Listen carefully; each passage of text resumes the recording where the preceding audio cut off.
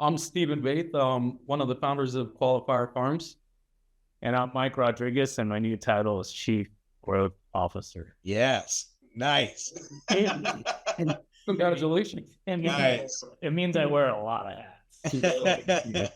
Chat GBT. And so, I mean, tell us a little bit about Qualifier Farms. I mean, tell us how you guys kind of got your start in this whole arena, and just kind of like what has brought you guys to the point that you're at right now. Okay, yeah, sure. So I started cultivating cannabis 20 years ago.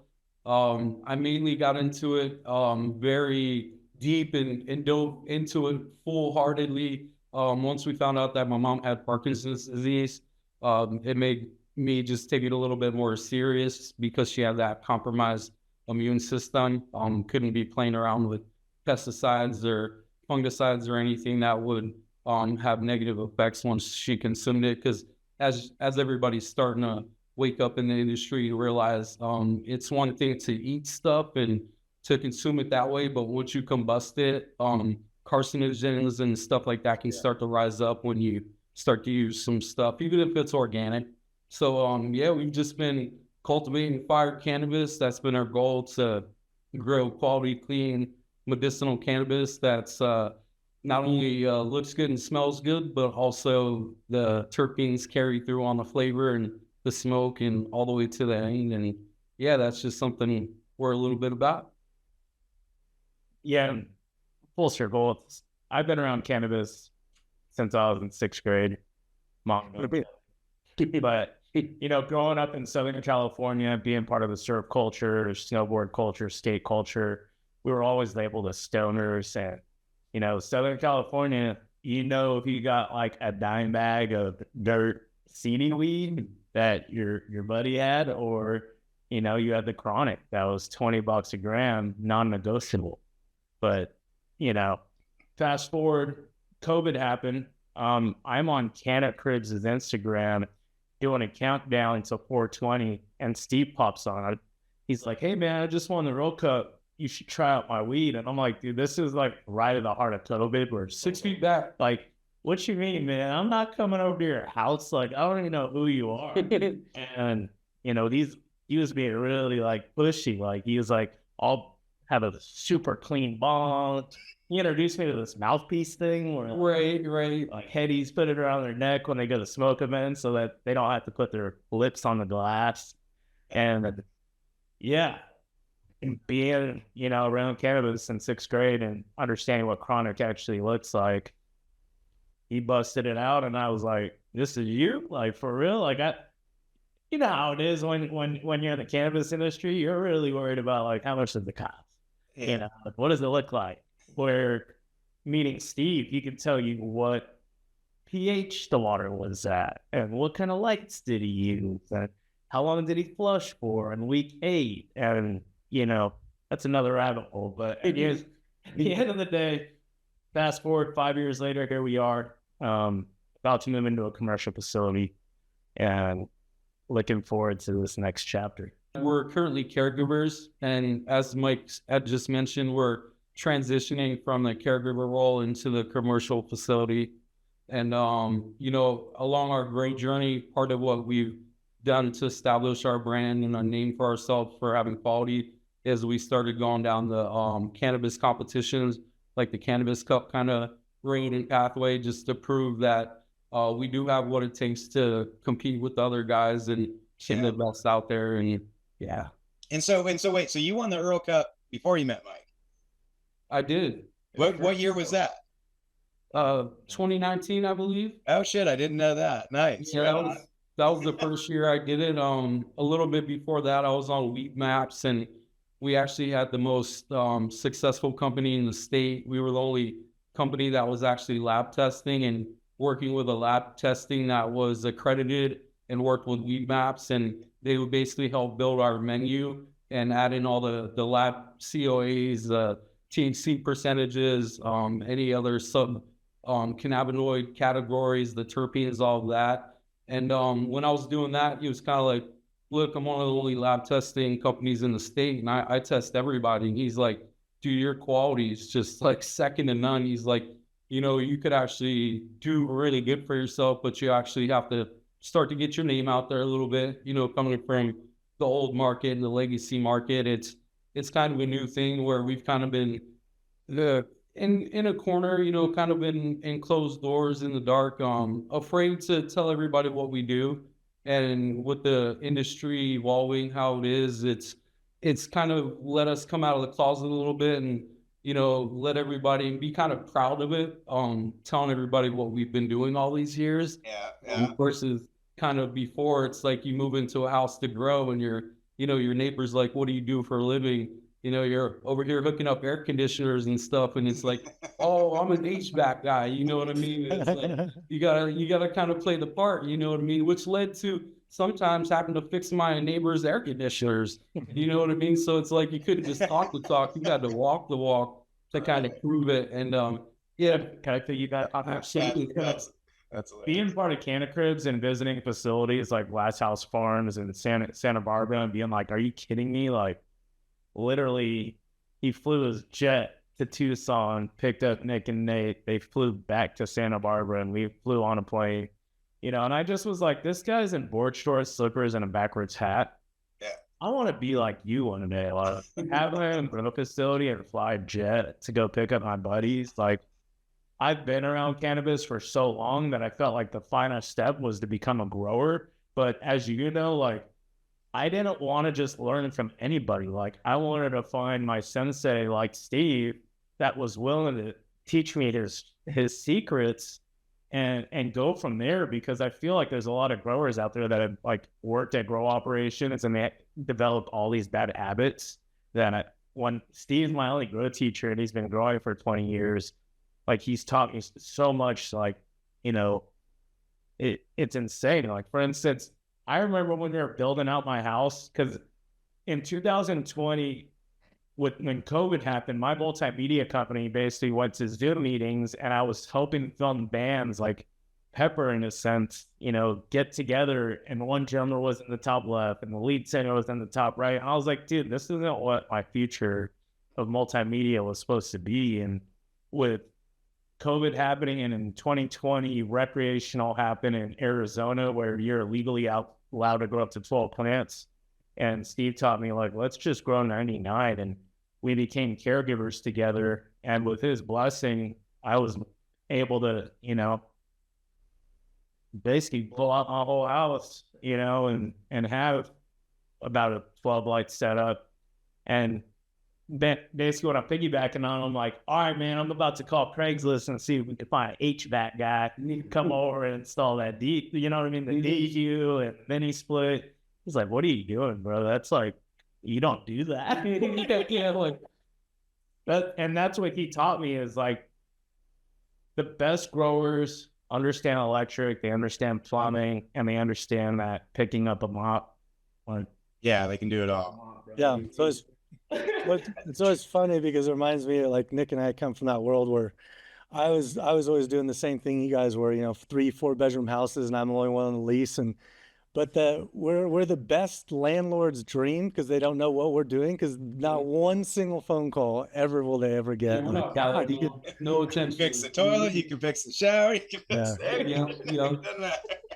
But I mean, that's also essential to knowing your business, right? I mean, like, knowing how to do all that 100%. stuff, and knowing that when you hire somebody to do it, hey, this is how you're supposed to be doing it, all that kind of stuff. So that is super essential, regardless. Yeah, I mean, if the air conditioner goes down, 2 weeks before you're chopping down, you can't wait. It's in the middle of the night. What are you gonna do? You better know how to fix it, or pivot a little bit and figure it out, so you don't have crop failure. Yeah, and I know through the process of bringing Mike up to black belt level, you're a sensei. He's got his dojo with his 12 lights now. I mean, that's basically kind of, you guys have been prototyping for this larger project that you guys are moving on to, right? You guys have been running through different strains. You've been running through different products, which thankfully some of those products have been ours, Lotus Nutrients, Kind LED. And then, like, through that process, you guys were like, well, shit, man, look at this, like, quality stuff that we're growing, which kind of led you to then this last year's Earl Cup, right? Which we know a lot about. Can you just kind of tell us about that whole experience? because that was pretty kick-ass from Yeah. our point.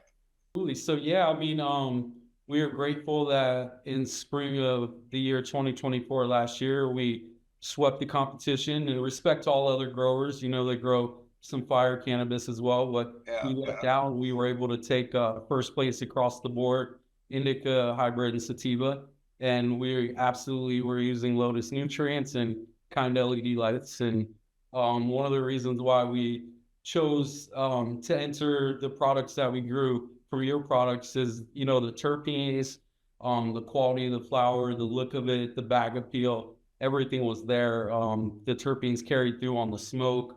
You know, we've used a lot of different nutrients over the years. Um, every nutrient company is going to give you a different terpene expression. And sometimes, you know, you have a nutrient lineup that will, you know, different strands, they'll really favor them in the terpene profiles, but sometimes you have strands that don't get everything they needed to really let that terpene profile really shine and come through. And with the combination of kind LED lights and Lotus nutrients across the board, every strand, we didn't have a problem with that. Every strand shined like it should. The terpenes were there. And it's a very simple product to use. The plants love it, of course, and part of the reason why we like entering into the Earl Cup is because it's a blind taste testing competition. You know, there's no favoritism there. There's nobody that knows what brands or what to give their buddy a high five or, you know, anything like that. So it's completely no name, no label. All you really know as a judge is that you either have a Sativa hybrid or Indica box that's just full of a bunch of different samples with no indications of what farm it came from, just a number on the bottom. So we take a lot of pride in the fact that we were able to sweep the competition using your products, your lights, and your nutrients, because that just goes to show that blind taste tests across the board, we took it. We took the winning. We're super proud of it. Yeah, that's pretty phenomenal. What were the categories that you won again? Indica, hybrid, and Sativa. We took first place Indica with the Rainbow from Raw Genetics. First place hybrid with Chris from Umami, and first place for Sativa, our buddy Zeppy's Craft with Stellar Blue. Yeah, I mean that's pretty amazing to sweep the whole category, to sweep all three of those categories. I mean, exactly. First company in Arizona to do it. We were the first company in Arizona to sweep the competition. Others have come close, you know, but we're very proud of it. Okay. What did you? As you should be. As you should be. We're proud for you. Thank you. Very proud. What was the category you won in 2019? What was it? We won, I believe, first place Indica with Skywalker OG. I think we got first place with Green Crack. For hybrid or hybrid or the spam cookies. Yeah, actually he's correct. Yeah, Green Crack was in the Sativa category. Sometimes I was kind of iffy on it because sometimes they, you know, they don't want to add that all the way to the Sativa because that's what's cool about the Earl Cup is they really want the genetics like leaning toward that. Right. You know what I mean? They want to make sure if it's in the Indica category, it's a full Indica. So then you've come close to sweeping it before. Yes. We got 2 first places, and then I believe a second or third for Phantom Cookies hybrid. Yeah. So I mean, obviously, phenomenal growing skills off, also at play here. But yeah, I mean, to sweep all three, like, you do have to have each one of those strains performing at their peak in order to do something like that. Absolutely. And was the lights, were those the X2 or the X750? So that was during the grow series, the rec series that we were doing with you all with the Gorilla Grow tents. Yeah. And that was actually my first time using a powdered nutrient. And literally all I was using was the bloom. And then in week 3 kicked in, I started implementing the boost. Yeah. And noticing that the EC kicked up, but from like previous runs, like, bro, like we have like at least 12 bottles. And it was like, Steve was so intricate with like the feed system. Like, all right, hit it with this, wait 15 minutes, let it marinate. All right, then hit it with this. Check the EC and then check the pH. And like, Like, man, that's a lot of steps for a stoner. You know what I mean? Like, I remember the first time I made my first res, I was like, hell yeah, he believes in me. I put the silica in the cup, in the measuring cup, and then I put the A in, and it looked like a milkshake. And he's like, bro, what are you doing? I was like, first res. The best way to learn is from failing. Yeah, Yes. You don't want to mix silica right away with any other additive or Yeah. nutrient. Yeah. I learned real quick. I was on timeout for another 2 weeks. Finally got to try again to make another res. But again, it was a lot of bottles where I felt like I had a calibrated scale, had my solo cup, used the measuring cup from, the bloom and the boost. And then same with the carbo flush, man. Like at first I was like, this looks a little weird putting these black things in my reservoir, but it works. First place. It works. It was my first place, my first time ever running first place with Steve's guidance, running a strain that I grew up selling as a kid, which was Super Silver A's. Ah, that's right. Old school. San Diego, shout out. Super old school. But I'm a sativa guy. Like, I like the GSD and Steve loved them so much is that we were able to control the spectrum. And like the last 2 days of, our flush, I believe we just turned on, what was the infrared or the ultraviolet only? It was beautiful. Like, it's crazy. The UV. And yeah, so he's one at his house with barely me even guiding him. I wouldn't even say I guided him. He did it on his own with the 750s, right? Yeah. And then when I did it and swept the competition, that was with the X2s. The X2s. Okay. Yep. They call them the alien lights. So we UFOs. We won the competition, and got multiple awards with both your lights. Yeah, right. That's awesome. The proof is in the pudding. And Steve, I want to hear from your side how you're using describe how you're using a 12-part system and the intricacies, kind of like Mike was saying, but in your words, and then saying like this company is using just 3, your process is probably like, this is not going to fucking work. Can you like say in your own? He was probably questioning it, you know what I mean? Going from what he was taught originally to something a little different. Like, is the plant not going to put out as much because we're not putting as much in there? And I think that's a big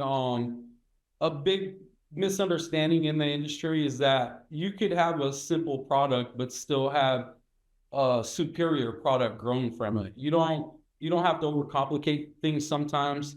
And yeah, like you said, when you have to put an A in, a B in, you have to get a time to mix between them. And then you have, like he said, 7 or 8 other bottles of additives that you have to add in, and you have to wait a little bit of time in between mixing them so there's not, some chelating you don't want between, this or that, or just some problems for mixing stuff at the wrong time that it can take a lot of time.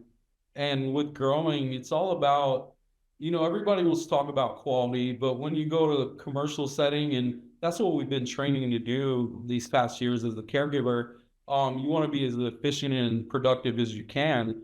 And so if you're wasting a bunch of hours, in between mixing nutrients and you have, 10 different bottles or more, that's lowering your productivity because you have to be so focused on making sure the nutrients get mixed up. And that's before you even get the water in. So, you might even have to show up to the facility a little bit earlier with a more complex nutrient regimen because it takes just a little bit longer to mix all those different additives and give it the proper time in between mixing. Whereas if you have something more simple like your product, a 3-part or 4-part product, that just speeds things up a little bit more. It's a little bit less complicated, but you can still get superior results. And that's one thing we're always testing out different nutrient companies and lineups because that's what a grower wants. Is he doesn't want the more variables you have, the harder it is, the more problems you're going to have. So the less variables you can put on everybody's plate as the team, it's just a little bit easier.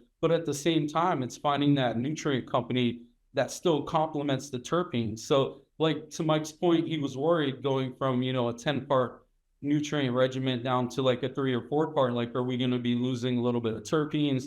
Is the growth going to slow? Is our yield going to go down? Stuff like that. But if you find a good company like yours that didn't skimp out, even though you're, less bottles and less stuff, you made it more simple for the grower without taking any away anything from the quality of the plant as well as the harvest, the yield. But you guys are growers too. So like you're blessing what you actually say, all right, this is ready to go. Let's see what other growers think of it. Like your R&D as well goes hand in, like, you know. Yeah, I mean, but that's the thing, you know, like we actually are real growers, you know. I mean, I've been growing since '96, so I mean, what's that? It's almost 30 years now, you know.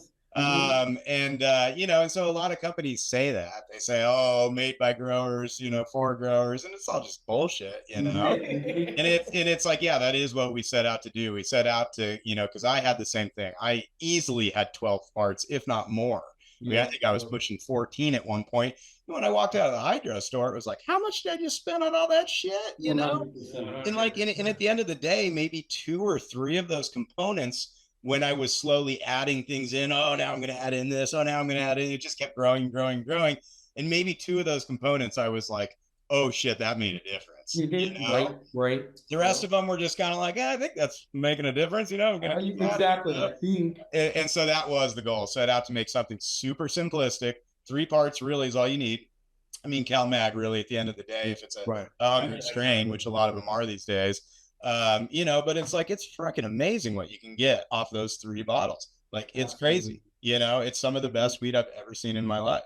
Absolutely. Yeah. I mean, on top of that, like you put in a 10-part system and you slack maybe for 2 days, your reservoir and your pumps are going to be grimy. Like, you never experienced that problem with you guys. Like, there might have been like leftover, like miniature, like Himalayan salt looking like pieces. But every nutrient's going to have some kind of fallout to it. It doesn't stick to the wall. Yeah, right. You know what I mean? Like, it was easy to just dump out, but yeah, that's the biggest headache, right? Is keeping your res as clean as possible. That buildup and on the sides, man. That just and I mean, you know, talking about the terpene profile. I mean, obviously, we're talking about taste and you know, the nose of the, you know, weed, the smell.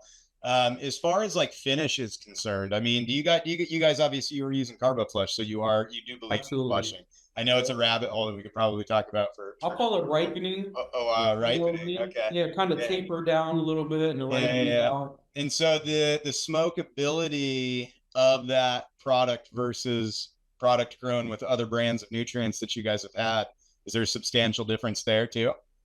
Yeah, I mean, absolutely. You know, that's the reason we're still running it to this day. That's the reason why we felt 100% confident in entering those entries into the metric, right? Yeah, because you know, at the end of the day, everybody wants to add in all these different additives and stuff, right? Thinking that it's going to give you a better terpene profile, a better product. But a real grower knows that a healthy plant is what's going to give you the best product at the end of the day. A healthy plant is going to honestly produce more terpenes just because it's healthy and that it has that availability to do it. You know, if you think of it as like an athlete, you know what I mean? An athlete is a healthy plant. Somebody that's lazy sitting on the couch is not an athlete. And so if your plant is happy, you don't need all this super crazy stuff. Or, you know, a lot of other companies are using PGRs and, you know, plant growth hormones, regular, you know, whatever to make their stuff stronger. And it's like a what do you call it? A steroid. But you don't need all that. You know what I mean? You just need a well-mixed, balanced system that keeps your plant 100% happy. Mm-hmm. That's why we like running smaller pots, man.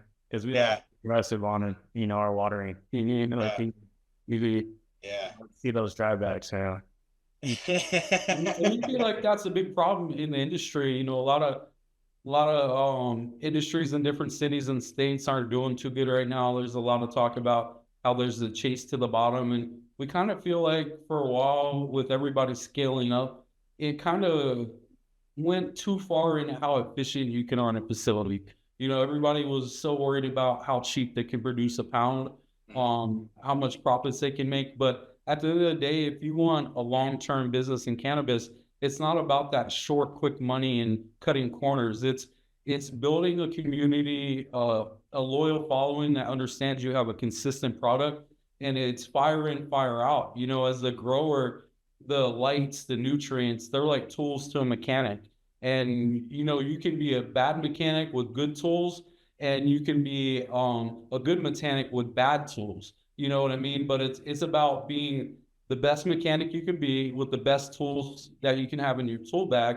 And that just is going to make you a better, more efficient grower at the end of the day. And that's Fire in, fire out. I'm gonna steal that from you. That's great. I'll tell you, man, you know, when people try to disguise, look at how beautiful our rosin looks. It's so white. Yeah. Smoke, you're like, bro, what flower did you use to watch? You know, and it's like what he just said, boof in, boof out. Like, 5%. pretty packaging only goes so far, and like that's what we don't want. Like we want our packaging that we plan to do is gonna be very basic, simplistic, because at the end of the day, we come from the black market, man, and we're so used to the saliva on the sandwich bag and paying $60 an eighth, and knowing you guys grew it. Like, hey, man, that's what it costs, bro. No negotiation. I got places to go. It's not about the packaging for us. It's about what's inside for us. And making sure we have a good customer base that never has buyer's remorse. You know what I mean? So we know that in this industry right now, with how tough the industry is, you get, one chance to make a good first impression. And that's why who we choose to collaborate with and what tools in our mechanic bag, we take that very seriously. You know what I mean? Because we want to have long-term business and be successful. And, it's all about growing the best quality you can as efficiently as you can, but also making sure you keep everybody happy and remember that quality is the reason we got here. So, with this, facility that you guys got coming up, you're probably always looking for new strains and all that good stuff. I mean, are you guys doing pheno hunting for new strains to have in there? And like, what's the plan for all that?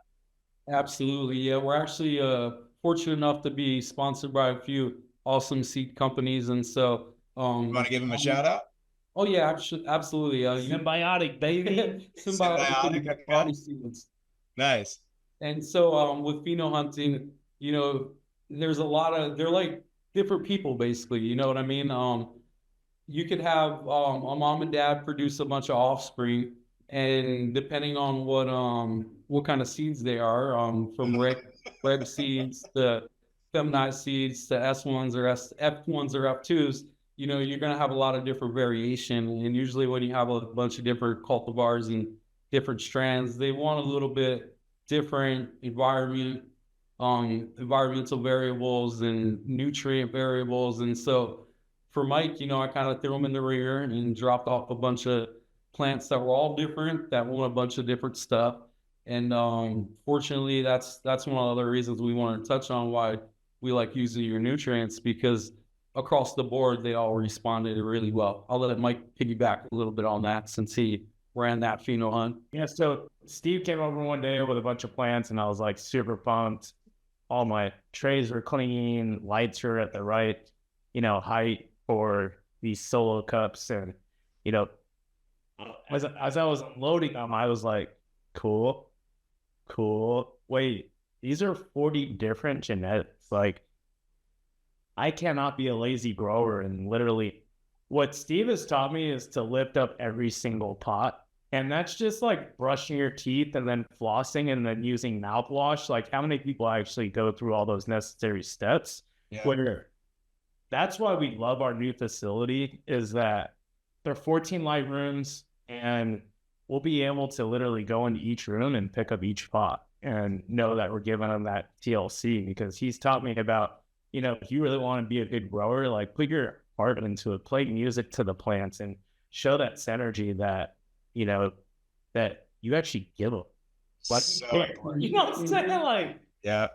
But we don't ever want dispo weed where, like, I feel like sometimes when I smoke dispo weed, I'm like, this is some angry weed. Like, who like, is the person cultivating this, like, they getting paid $16 an hour, and they just pruned for 20 hours the past 4 days, and then now they're trimming and like now they're packaging it. It's like that. Yeah, they're a living plant, is what he's always taught me. Like, show love to anything living, man. Like, Absolutely. But yeah, to get to it, like picking up each pot, I felt like the consistency with Lotus nutrients and the simplicity of using Grow, using the CalMag, and then pHing and then pouring into each cup was pretty simplified as far as like making sure you are effectively watering each plant, you know, at the right levels. And I felt like across the board, you know, if I came back to the reservoir 30 minutes later, I felt like the EC and pH never spiked. It was right there where we needed it, like that early stages. It still remained right between 5, 8, 6. Never spiked like other brands that we've seen, where that when you revisit the reservoir the next day and you have a little bit stuff in there for the watering, you still gotta like, you know, rebalance everything. So Right. what I'm getting at is like when we're dealing with a warehouse and we have 15 rooms, like we want that simplicity so that our job to teach the people we hire within our facility, they understand what the SOPs are in regards to making sure, you know, Steve's happy. Very significant. Yeah, and in that pheno hunt, you know, you're kind of saying that like every strain kind of has a, you know, has a different set of needs, right? I mean, different PBFD levels that it reacts to, different, you know, strengths of nutrient. You know, in that pheno hunt, when you were kind of feeding at Lotus, I mean, were you seeing a little more kind of ease of consistency and kind of the all plants reacting the same and everything? Yeah, absolutely. It's kind of like a well-balanced breakfast is what you've created. You know what I mean? Yeah. Where we've had other nutrient companies, to where like we said, this plant is gonna want like a 2.8 EC, where some of these other plants are gonna respond better at like a lower EC of 2 or 2.2, where we've actually hit the plants and done a little bit of experimenting with the Lotus nutrients to where we've hit these at 3.2, we've hit these at 1.8, we've hit these at 2.4, and they have great responses each time. Now, the little subtle differences there is you might get a little bit bigger of a yield if you go up a little bit on the EC. But as far as keeping your plants happy, which is always it should be the number one concern for any cultivator, is keeping that plant happy. Everything else after that will work itself out. So yeah, we've had tremendous ease of use across the board with pheno hunts and dealing with a bunch of different cultivars and genetics using the well-balanced and with Lotus nutrients. And I think you nailed the nail on the head, right? I mean, it's the balanced proportions that are in that nutrient, right? If you have something that's not balanced, if you spike the EC up, you're going to get toxic doses of something, right? Because there's going to be something that's higher than the rest of the stuff. Then if you lower that EC down, what you're going to have is missing components now in the middle, right? And so unless it's nicely balanced, you're gonna have problems on both the low end and the high end of other nutrient recipes. And that's why you're able to kind of bounce around with Lotus and see good results regardless of what you do. Like you said, maybe just a little bit higher yield if you go up, you know, but it's because it's perfectly balanced along that spectrum. Right. And in other times with other nutrient companies, I found that, you know, you can have a little bit of difficultness if you're trying to stack the EC, or depending if you're trying to save on water, because, you know, everywhere across the board, everybody's worried about their water usage. And as the cannabis industry evolves, you know, there are probably going to be a lot of regulations, some strict regulations in the future around, you know, the carbon emissions, you know, the pollution, all these things that go into it. So we're just trying to be ahead of that. And with Lotus nutrients and also using your lights, we've learned that even if you stack the EC, whether you have runoff or not, your plants are pretty genuinely happy. Now, I don't know what you guys are doing over there behind the scenes, but like I said, it's a well-balanced practice where other nutrient companies we've used, like I said, if it wasn't balanced, you know, when you start to go a little bit lower, your plants will get a little sad. And like you touched on, if you go a little bit higher, especially when you're stacking with no runoff, you're going to have some toxicity.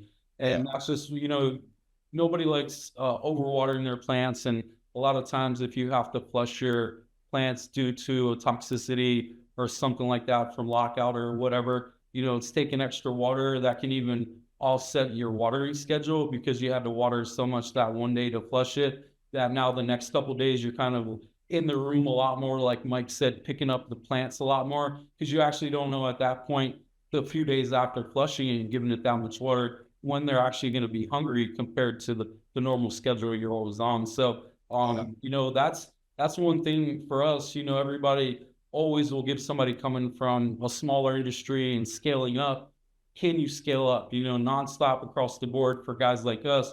We're the underdogs. We get questioned by, you know, architects, guys that are doing the mechanical stuff. Do you know what you're doing? You know, we design facility after facility, but, you know, are those facilities growing fire? You know what I mean? So we respect your, you know, your knowledge and all that, but at the same time, it's all about the plants and keeping them happy, you know? Yeah. So, Yeah, and it's amazing, you know, for us, we almost kind of look at light as the same as the nutrients, right? In terms of like the recipe. You know, when you have 2.8 EC, that 2.8 EC could be made up of anything. It could be pure nitrogen, you know, you don't know, right? And so it's like same thing with PPFD. That could be all red light, you know, or it could be all green light, or it could all be, you know, and so it's like being able to take those concentrations of both nutrients and light and put the perfect balanced recipe into those for the plant to utilize. Like that's kind of been our whole mission, you know, and it's kind of cool how they, you know, kind of mirror each other in that way, you know? absolutely. And I love kind of the ethos that you guys have going of just like, you know, it's not the quantity that you pump out, it's the quality that you pump out, you know?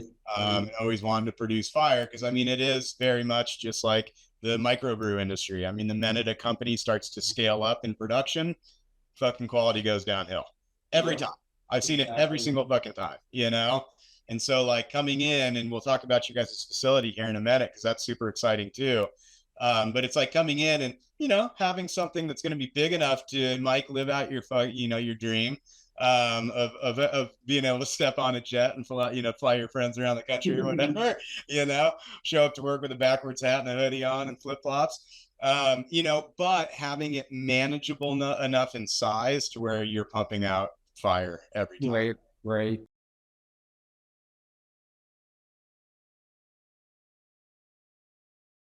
Yeah, so when we first started growing together, I was introduced to HPS lights. I mean, I've seen HPS lights like since the 6th grade when my buddies were growing in grow tents and yada yada. But LEDs started coming in right when we met, and he's such a huge HPS guy, and as they all were. Right. Yeah, I mean, there's nothing every fucking grower was an HPS guy. Yeah, well, the quality from HPS is, you know, it was a tough transition for a lot of us growers, you know, kind of being like, we'll give those LEDs a try because, you know, the earlier, and not your guys' company, just some of the earlier editions of LEDs didn't, you know, produce what us growers wanted, you know, in terms of yield and quality. And so we kind of got a bad taste in our mouth back in the day with those first editions that came out. And so one of the those first editions were also like the cost of a Rolex. When they're talking about an HDX light that costs $250, where, you know, just spitballing here, a Fluencer or Gavita was like right around $1,200. What grower could afford that as far as upgrading? You know, they already have 100 lights in their room, all HPS.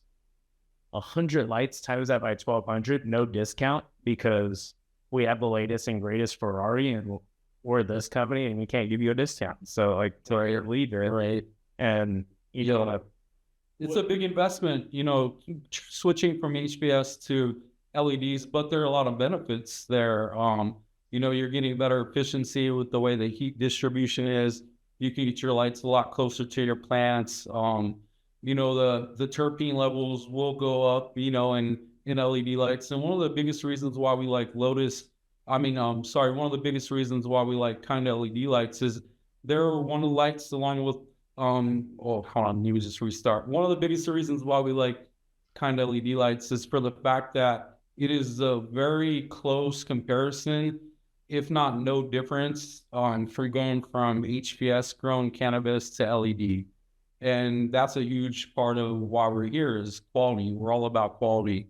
We want to make sure, you know, 10 years down the line that people still look up to us and respect what we're doing in the industry. And they always say, you know, their consistency has never dropped. And a lot of times you do see people's quality change a little bit from going from HPS to LEDs. And so that's one of the reasons why we definitely love your guys' lights, because there was no consistency or no difference when our medical patients receive that flower from going from HPS to LEDs. I mean, we won awards with those lights. I mean, the controllability alone, especially if you're a hobbyist grower that can't afford a controller that, you know, you could use your iPhone to control it. The fact that you could just reach up to the light and switch a knob to lower the percentages to control each spectrum, like that was like a little kid in a candy store for us, because like other light companies, like I mentioned before, like when we first started using the Gavita LEDs, there isn't that controllability. Like if you want to, like we're still in prohibition is what I always tell people, is like there's still case studies that need to be done in regards to what does IR alone do to a plant in week 8, you know, days 58, if you just run IR for the next 2 days.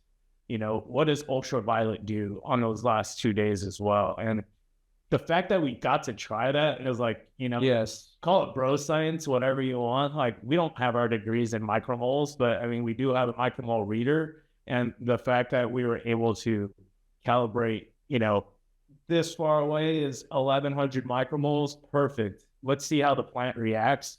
That's what Steve has taught me as my grow teacher, and I'm getting goosebumps telling you this, is like when he introduces CalMeg from Lotus Nutrients and Bloom from Lotus Nutrients, they'll go back the next day and look at that plant and see the new growth and see what happened. Like he'll jot down, all right, we hit it at 2.6 EC. What happened the next day? Like, did the plant react well to it, or did the plant like look stressed?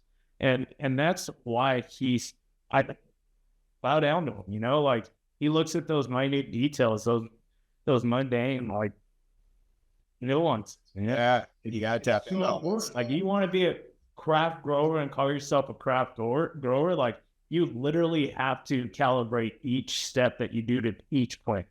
Yeah. And that's the beauty of your lights, is the fact that you could be like, all right, we're going to switch the knob, you know, because we just fuller sprayed. Not too many people have that luxury of dimming lights by a knob. Like they have to hop on an app or, you know, raise the light. Yeah, we appreciate that versatility as a grower to be able to do that, to not only just be able to experiment, but like you said, to have the option to dim it down based on how your plant's reacting. You might have a really hot day and live somewhere where you're struggling with the outside temperatures, depending on your air conditioner. It might be midsummer time. So being able to dim the lights based on those needs as they come along, those challenges as a grower is super beneficial. Being able to, you know, basically when you're buying into equipment, lighting, nutrients, anything like that, especially lights, you're kind of buying into not only the customer service of the company, but also the spectrum. And as we know with HPS lights, you know, coming from back in the day, you don't have that versatility. You're kind of just trusting what they've told you, you know, like they're like, we've done our research. This is what's going to grow you the best quality, give you the best yield, but you never had an option to play with that. And now with technology and new innovations, you guys have given us growers that availability to just go in there, not only experiment, but like I said, to be able to deal with those challenges and to be able to learn, you know, you might read something on the internet about this grows better quality or bigger yield. And like Mike said, there's a lot of bro science going around, but it's always best as a grower to have that in your control, to be able to just put on the white light or just put on the blue light or to add the red in there. You know what I mean? That's where you're going to be a craft grower and find these little variables that make you stand out from other growers. And we would actually, if anybody asks like why you use Lotus Nutrients, why you like using Kind LED, is because we're craft boutique growers, and Kind LED are craft boutique growers lights. Lotus Nutrients are craft boutique growers nutrients. You're not cutting corners. You're giving us everything we need. From a grower's perspective, you're giving us those tools in the bag to be able to grow how we want and to react to the plant and just basically what the consumers want. We appreciate that. Yeah, that's kind of what we've always kind of targeted is the craft, you know. I mean, because again, like that's what it should all be. It should all be craft, Exactly. you know. If we were living in a perfect world. Real quick, I've got a question because now that you guys have grown with the X750 plenty and been able to utilize that UV and IR, recently there's been this spat online about how UVA is like this bullshit bro science. And, you know, no disrespect to him, but Bruce Bugby's also now out there saying that UVA has no effect on plants and it doesn't excite the UVR8 protein. And you have to be down in UVB range, you know, which is like 275 to 295. And we've done all the testing. I mean, we tested with Solviasis back in the day at that 285, 295, super intense UV, you know. But like we are wholeheartedly on the team of UVA still works, you know. And so, I mean, you guys have seen it; it fucking works, right? I mean, everyone comes with that fucking light because of it. To piggyback on that, though, like to this day, we haven't seen our flower as colorful by using other lights. Like, right? I'm a photographer, so when I get my micro lens out and I take a photo of that, I'm like in heaven on Photoshop just playing with these colors because those extra lights do make a difference. Yeah, 100%. 100%. I mean, anybody that's ever grown with them and had like it done side by sides, it's clear as day. Second metabolite production is increased when you use that UVA light. I mean, again, I think it's just people out there kind of, you know, being a paid spokesperson for other companies who don't have UV in their lights or whatever it might be, you know. But I just wanted to hear it from, you know, the professionals that used our lights and say, yeah, that actually does work. Yeah. To piggyback on what he was talking about, the lights do give you more color on the buds. The bud structure alone, that's another thing to touch on is a lot of times people will say when you go from HPS to LEDs that the bud structure will end up looking the same on different cultivars, kind of like you'll hear a lot of people say that HPS lights will bring out an originality in the structure of the bud. And that's one thing we actually love about your lights is that you still get that genetic variation between the plants. You won't have all your nugs look rounded out and look the same shape with your lights. And to piggyback on the UV, we still notice that, like he said, we still get crazy colors from using that we don't get when we don't use it. And to us, that's the plant's response, like a sunscreen. You know, the plant puts on extra THC to protect itself from certain kind of like responses. It produced in different colors, oranges, blues, purples. That's all protection from the light at the end of the day. People see it as, oh, this is a beautiful flower, or it looks really beautiful, but that's actually the plant's immunity. It's response to these environmental factors trying to protect itself. As humans, you know, we'll put on long sleeve shirts, we'll put on hats, we'll put on sunscreen. The plants don't have, you know, their sunscreen is trichomes. You put a bunch of trichomes in different colors, just like everybody knows, you know, the color white is more reflective than the color black. It's the same thing with those colors that the plants will add to their leaves and everything like that. It's to protect them, to make sure they're as healthy as they can be at the end of the day, which for us is awesome. When the plant's as healthy as it can be, it gives us what we want. You want it to be healthy. You want it to have those reactions and produce that sunscreen, because we get those, like I said, the oranges, the blues, the purples, and we have not gotten our product to look as good in terms of those colors and those aspects with any other light besides kind of LED. And that's the funny thing. I mean, UV is, hold on, Mike, UV is a stressor, right? I mean, it's like, that's what it is doing. It's stressing out the plant. The plant is having a reaction to it. And so I think that's what where this whole talk is kind of going sideways, which is UVB is many, many, many times stronger than UVA, like by like 100 factor, right? And so of course, if you stress it out to that degree, you're going to see a more noticeable jump in the response. That doesn't mean that the UVA isn't having that same response, just on a smaller scale. But once you start getting down into UVB, I mean, I could show you some pictures of some plants that I've fucking scorched. It's a really tough spectrum to control. and get the dosage right and the height above the plants and all that stuff. That's why we use UVA. It's much more mild, but it still has that same stress response on the UVRA protein. Right, exactly, because you can overly stress the plant, and yeah, you will. Oh yeah, big with time. more THC. But to me, if you're looking at what gives you that entourage effect, and I know that's a big talk in the community lately about, you know, how realistic is the entourage effect, but it absolutely is a real thing. And when you add those terpenes and the subcannabinoid categories in there, that's where you get a more well-rounded medicinal value for however you're consuming it. And yeah, those reactions from the sunscreen and stuff like that, you don't want to over stress it out, because yeah, THC will go up, but if you really want craft boutique cannabis, the terpenes should be just as important to you as the THC. And if you overly stress it out and add too much UV in there, you know, as the health of that plant goes down, because you're stressing it out at this point, so the health is going down. As the health goes down, the terpenes and the essential oil production goes down. Yeah, and that's funny that people are even naysaying the entourage effect. I mean, if you talk to a traditional herbalist, like it's that terpene profile in all medicines is huge. Absolutely. It's huge. It has so many different effects. I mean, you can look at that wheel and see all the different effects of all those, you know, all those different terpenes. And you know, the traditional medical side is, you know, traditional herbal medicinal side has seen that for centuries. I mean, centuries. It's kind of like if you go out and you have a drink at your house versus going out and having a drink in public with friends. The chemistry in your brain is a little different. And that on its own is the entourage effect. Just the chemistry in your brain, reacting with different people, being in different environments. Everybody's noticed that. How come that little glass of wine by myself at home doesn't hit the same as being with some friends out at the bar? And that's the same thing with cannabinoids and cannabis. All those little different things, they add something different. It's kind of like if somebody smokes some full plant, some fresh frozen whole plant rosin, the terpenes are going to be more, you know, exactly identifiable of what you smell on that plant if you were to rub it in the grow.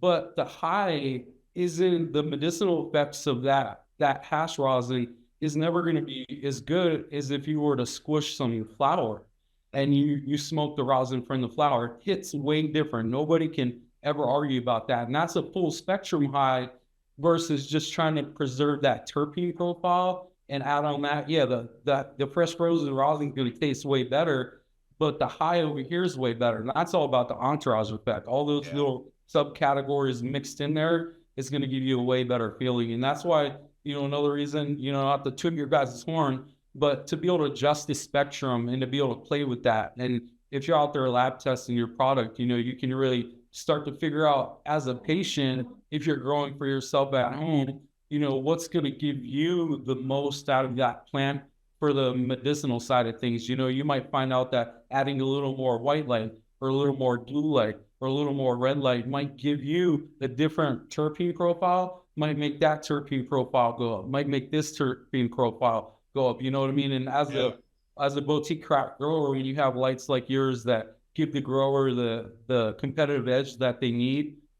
you're going to be able to help yourself so much more. You're growing for medicinal reasons. Mike, do you remember what you were going to say? I was going to talk about guttation. Just like, I remember one time I thought I messed up on it. I was like, yo, man, there's some sap on the plants, man. And he was like, yo, that's from being attentive and growing a really beautiful plant. Like, that's you, like the plant telling you, like, yo, you're doing a really good job. You'll have And he's like, now eat it. Yeah, he was like, what do you mean eat it? Oh man, eating that little sap, you know, from the guttation of the plant when it happens. And, you know, a healthy plant grown with a well-balanced diet, grown with really good lights. Guttation is actually not necessarily the healthiest thing. It's usually a reaction to overwatering or watering too close to lights out. But if you don't have a healthy enough plant, even through stressing it out through overwatering or watering too close to the light cycle, the night cycle, you won't get that guttation. So it's really good when you see it, but it's also like, okay, I might have overwatered a little bit. Or might have overstepped the stress boundary. Yep. Okay, so we're probably stretched on time, so let's jump into now your guys' current project, because it sounds fucking awesome. You guys have done all the R&D on the strains you want. You know the equipment you're putting in there. Thankfully, some of it's ours. Lotus Nutrients and Kind LED. Tell us about the facility. Tell us about, and I do want to go back to the packaging because I thought that was freaking rad when we heard about that when we talked to you guys the other day. So just give us this full spiel on your new building and just all of it. So Steven and I have been looking for a building. I mean, basically, I hit on my friend that I thought was super duper rich, and I was like, "Hey, dude, we need proof of funds for $500K. Like, you got it? Like, who do you think I am? Why do you think I'm that rich?" You're like, "Oh shit." When we first met, I was like, "Bro, you come from the black market. I come from the business side. Like, I need to get you into as many meetings as possible so that I could bring you up to speed, just like you're bringing me up to speed to become a commercial grower." And that's how it all began.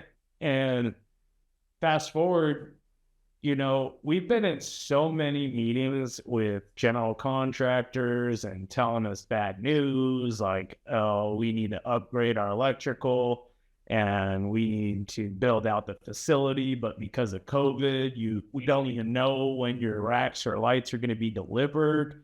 And investors don't want to hear that. When they look at a pro forma, they're going to want to know that you're on schedule and that you're not falling behind and that your calculations are actually accurate and conservative and that they're going to get their money back. And, after 5 years of doing our due diligence, looking for properties throughout the whole state, I'm talking about the whole state of Arizona, like, where we went into a town, like, bro, it was like Trump everywhere, Confederate flags everywhere, and I'm like, "Bro, I'm down to move here if that means that we get a facility." Like, that's how gung-ho we were about this. But, it came to a point where let's find something move-in ready, turnkey, that we could get an ATO, a license on this building, because we were in multiple meetings with license holders, and they're like, "Hey, beautiful building, when are you going to start building it? We're not going to lease you anything until you actually can show us that you have an ATO. Like, this building to be approved for ATO." We prayed about it, and fortunately, we finally found a facility that is basically turnkey.